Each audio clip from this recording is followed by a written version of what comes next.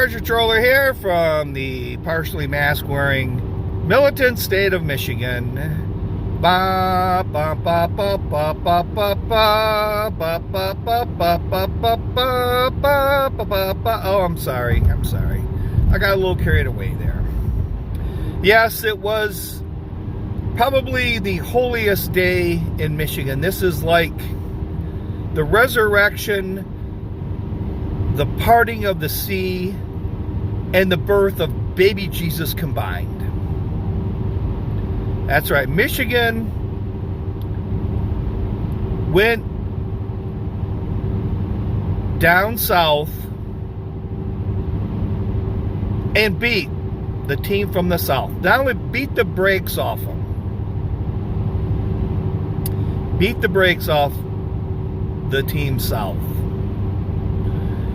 Now, here's what you have to take from this game.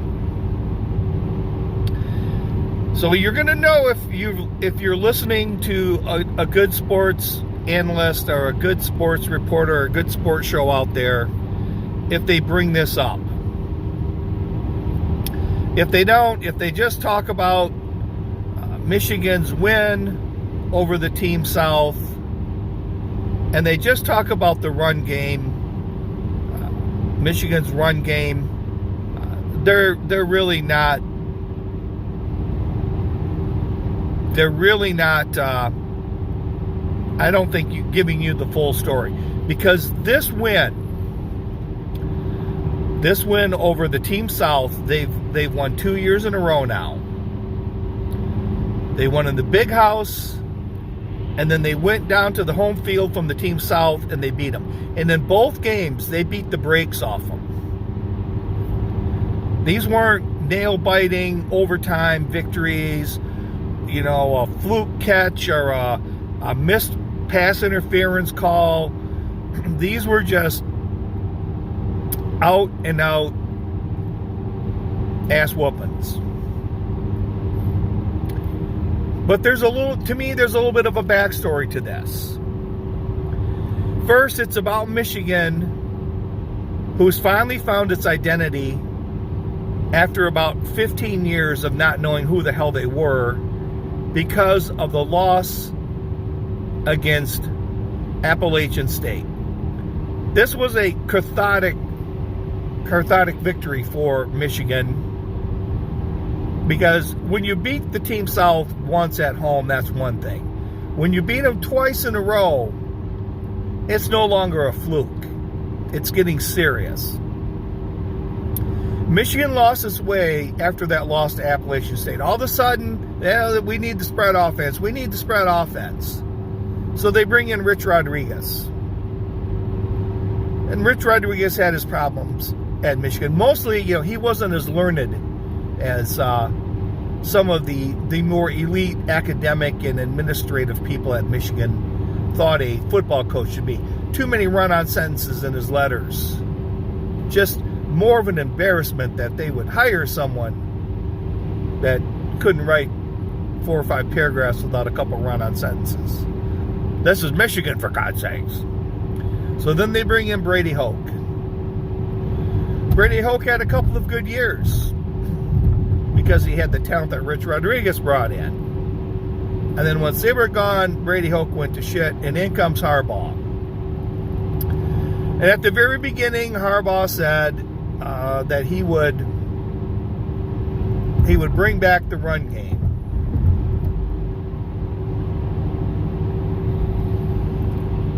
And he had, up until maybe last year, he had trouble finding a quarterback. They went through some fairly mediocre quarterbacks. They got one who was a transfer portal from Iowa. I think he stayed 2 years maybe. But nothing on the quarterback front really happened up until the last couple of years. But they finally got back to running the football. Make no mistake about it. They run the football, and they're built for the college football playoffs. They're built for the playoffs. But here's what you, if you're not hearing this tomorrow, this one is going to be way out ahead of the curve. This one is going to be way out ahead of the curve. I'm thinking that this Michigan victory is almost the death roll for these spread offenses. It is the death roll.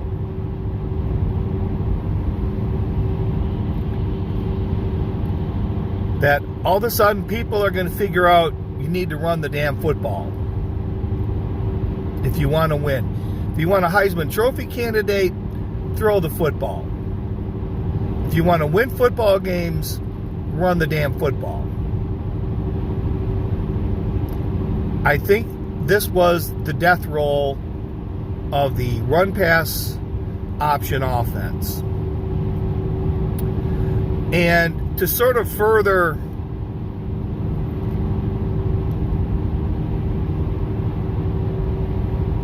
dissect this,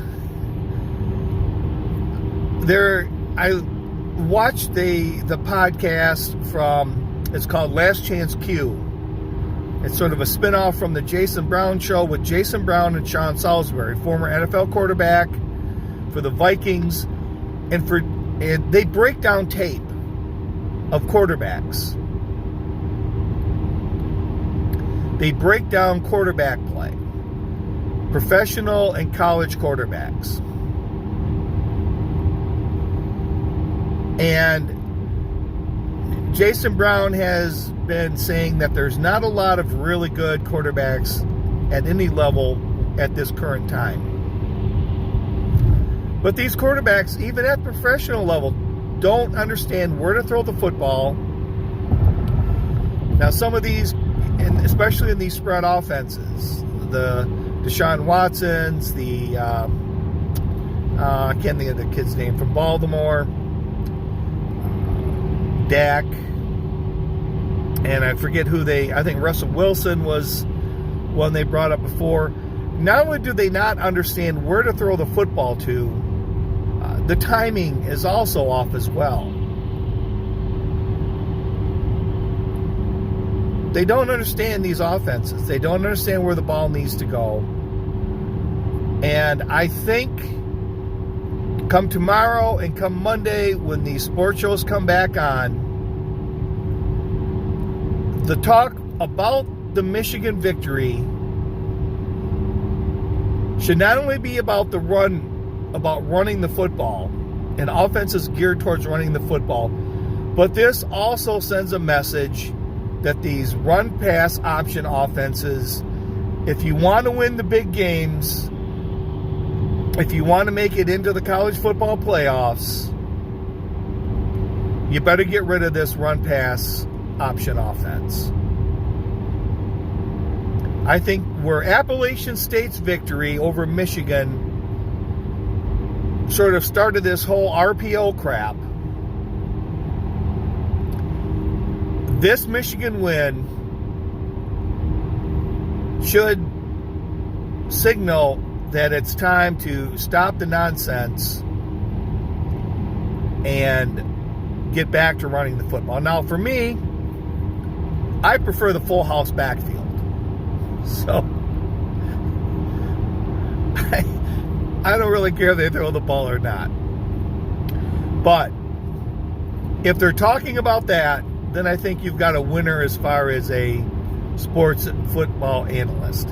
If all they want to talk about was, the win, 2 years in a row, it's Harbaugh. Harbaugh's the hottest coach in the country. Harbaugh will be going back to the pros. What more does he have to prove? Made Michigan relevant again. All that stuff. If that's all they're talking about, they're not really broadcasters. They don't really understand the game.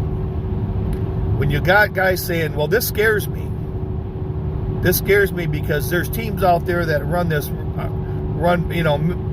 Team South with their RPO offense. Yeah, they put up a lot of yards passing, but they didn't win.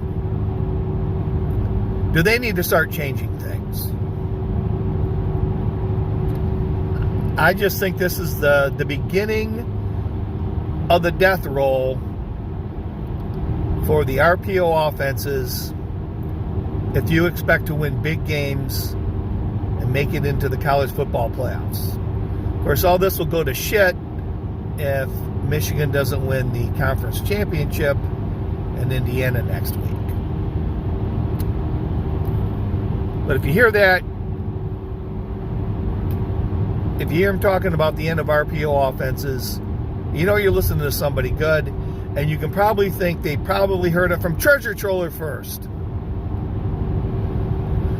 So with that, this is Treasure Troller saying aloha, good day, and go blue.